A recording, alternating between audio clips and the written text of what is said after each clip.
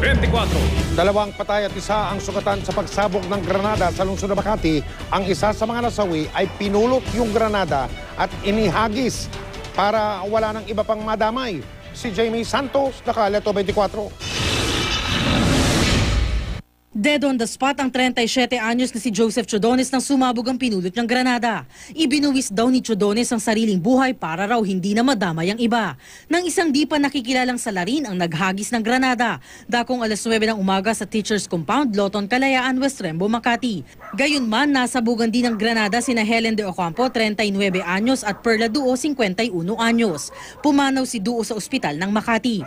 Kwento ng saksing si Elsie Catalino, pasado alas 9 ng umaga habang nagbabantay siya sa tindahan. Maya-maya pa, nakarinig daw siya ng malakas na pagsabog. Malakas po, nabibingi po ako eh. Parang na-shock ako.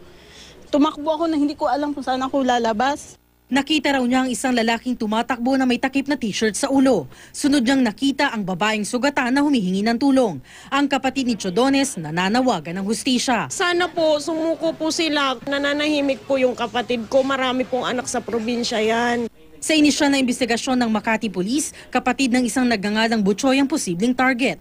Personal na galit ang nakikitang motibo. Nadamay lang daw ang mga biktima, nakakwentuhan naman noon ni Butchoy. Very cooperative tong si Choy at yung kanyang kapatid. So with the lead na binigay na kwento ng ating isa sa biktima, mapapail talaga tayo ng kaso kung sakaling ma-confirm natin na sila ang talagang nagpapatay.